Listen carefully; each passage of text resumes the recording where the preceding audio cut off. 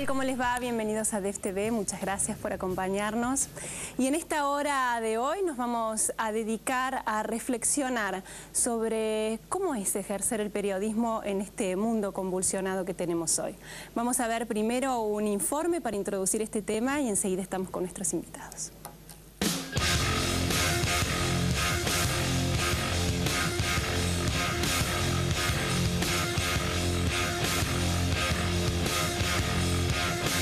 No participan de ningún conflicto, pero son cada vez más los que se encuentran amenazados.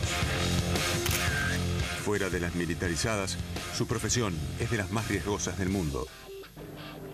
An Israeli tank in the distance in Gaza. The view from the camera of Fadil Shana, covering the day's violence for Reuters. The tank fires a shell. The tape goes black when Shana appears to have been hit. His camera knocked away.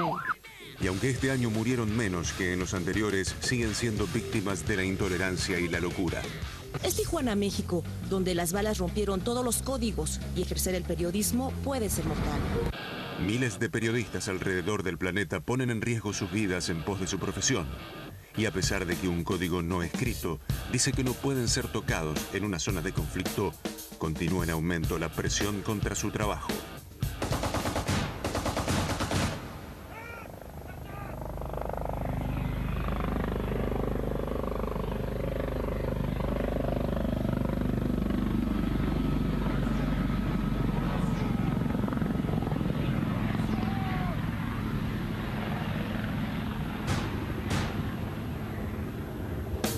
Las cifras de periodistas muertos en el conflicto de Irak, la última gran disputa bélica, son demoledoras.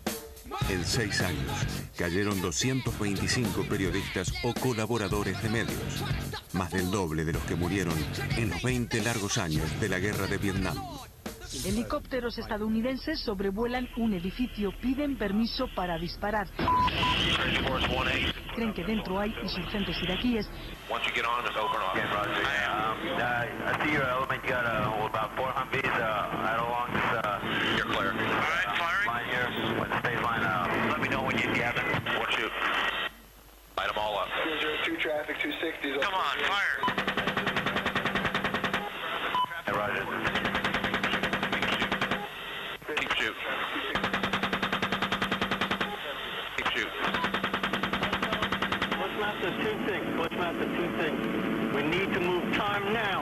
Murieron 12 personas, entre ellas un periodista de Reuters y su chofer.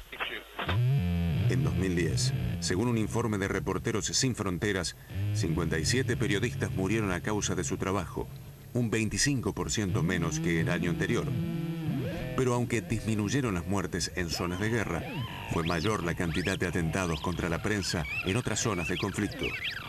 La caída de un periodista dejó de ser un efecto colateral para convertirse en un objetivo. En El Salvador, a donde DEF TV llegó para retratar el avance de las maras, Cristian Poveda, quizás el periodista que más investigó este mundo, fue asesinado en una cruenta emboscada en manos de la violencia organizada. Poveda había recibido amenazas de pandillas con las que había convivido para elaborar su documental, cuyos protagonistas son un grupo de pandilleros de la Mara 18, el peor destino de la juventud salvadoreña. Me interesé mucho porque para mí es, digamos, el caso, lo peor, ¿no?, de lo que puede pasar, de lo que podemos llegar.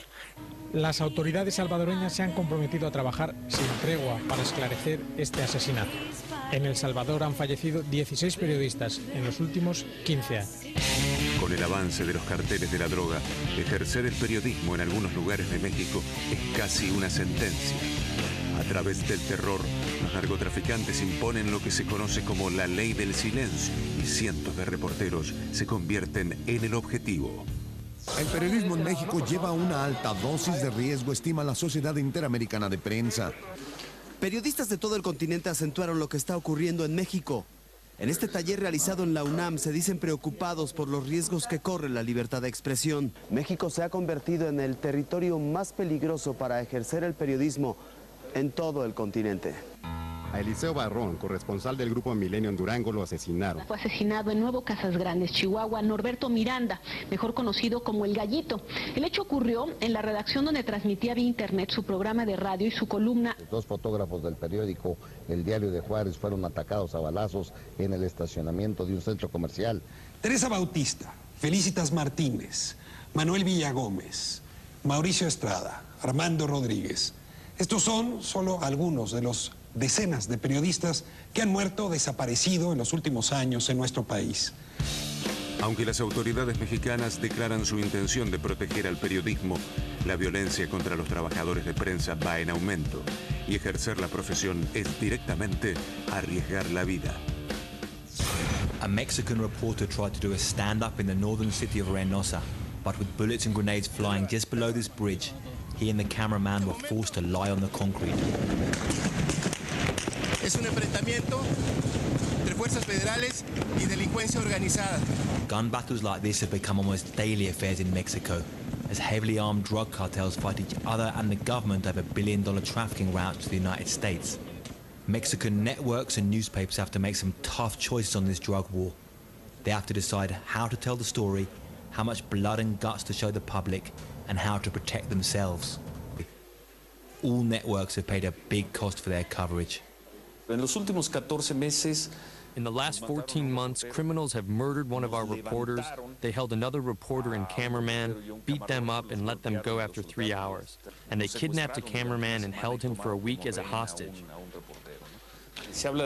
Facing this, as the one in charge of Milenio TV, I can't say nothing is happening. They talk about self-censorship. Well, that is true. Where they held our reporters, we haven't sent a correspondent back, and we probably won't. Who am I to send reporters to this place where they risk their lives? This is a war. Intimidation and the drug war in Mexico. The appeal to the drug cartels from the major newspaper in Juarez was dramatic.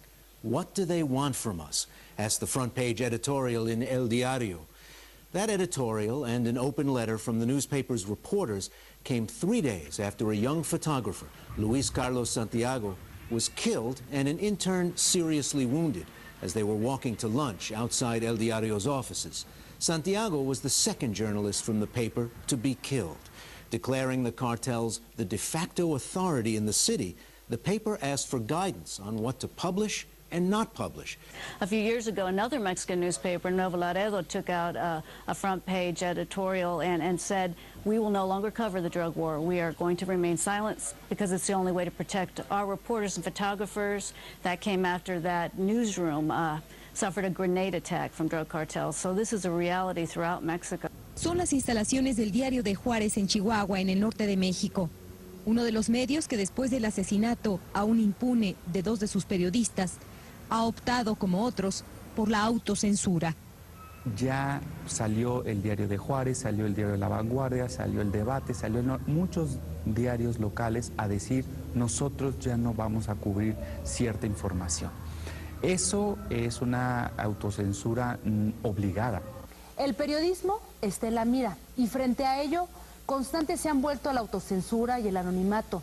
La sociedad no puede exigir héroes del periodismo, pero sí acciones claras por parte de los gobiernos para garantizar nuestra seguridad y sobre todo un periodismo de investigación que vaya más allá de las declaraciones oficiales.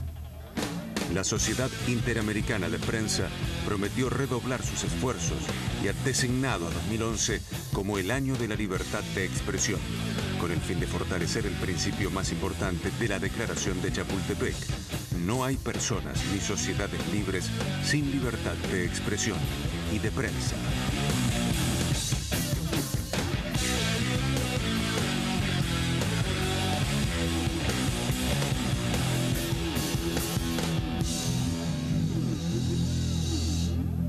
Muy bien, y para hablar de este tema tenemos el placer de que nos acompañen en DEF 2 periodistas de muchísima experiencia que precisamente han llevado su tarea en terrenos muy complicados y peligrosos. Está con nosotros Gustavo Sierra de Clarín. Bienvenido, Gustavo, muchas gracias por estar con nosotros. Gracias por invitarme. Y Teresa Bo, también corresponsal de Al Jazeera. Muchas gracias, Teresa. Bueno, la idea de hacer este tema, de ponernos a conversar y a reflexionar sobre cómo se está llevando a cabo la tarea del periodista en zonas de riesgo hoy, surgió sobre todo a partir de las imágenes que se vieron en Egipto, ¿no? De lo difícil que fue para los colegas poder realizar esa cobertura. Y ustedes que tienen tanta experiencia en haber estado en lugares peligrosos, ¿cuál es el cuadro de situación o los factores que ustedes ya pueden leer antes de ir al terreno para decir esto va a estar peligroso? Acá es muy probable que no tengamos las garantías y el respeto para poder ejercer nuestra tarea en un marco de seguridad razonable, ¿no? En un lugar con esas revueltas. Yo creo que no hay ninguna garantía en ninguno de estos lugares. Es que lo hemos visto en todo Medio Oriente, en Asia Central, donde hemos estado, no hay garantías. Por lo tanto, pensar que hay algún lugar con mayores garantías que otro no condice con la realidad. Eso no indica que uno tenga ciertas percepciones que son las que nos permiten a nosotros movernos en ciertos lugares. Hasta ahora, en nuestro caso, las percepciones han sido buenas, digamos, funcionaron, no hemos pasado mayores peligros y estamos aquí para contarlo. Esto en otros casos no se dio así y hay por sobre todo lugares donde ya sabemos que no hay ningún código, ni el más mínimo, dentro de los grupos políticos, religiosos, todavía le interesa un poco la imagen y lo que vaya a decir un periodista, pero cuando nos adentramos con temas como el narcotráfico en México o las maras en Centroamérica o en México, nos encontramos que ahí desaparecen absolutamente todos estos códigos y no hay forma de llegar a esta gente y ahí sí creo que cualquier tipo de intento solamente de contacto ya es demasiado peligroso, ¿no? Sí. En lo de Egipto más que nada, digamos, es algo que lo viví bastante de cerca porque Al Jazeera jugó un rol crucial, ¿no? Muchos amigos míos están en ese momento ahí y sé por ellos, digamos, lo que fue el ataque constante por parte del gobierno de Mubarak, ¿no? De entrar a cerrar una oficina, sacar todos los satélites, la cadena peleando para agarrar satélites nuevos, esconderlos en los techos de los edificios para poder seguir reportando. Se llevaron detenido un montón de gente, pero no solamente era un poco, digamos, el ataque, especialmente cuando son medios que tienen influencias locales, ¿no? Digamos, Al Jazeera en ese terreno tiene un impacto muy fuerte. Es más, están diciendo de alguna manera qué es lo que hizo que la gente también salga a la calle, además de Twitter, Facebook y otras cosas. Entonces, obviamente que los gobiernos, como está pasando ahora, nosotros tenemos periodistas en Yemen, en Libia,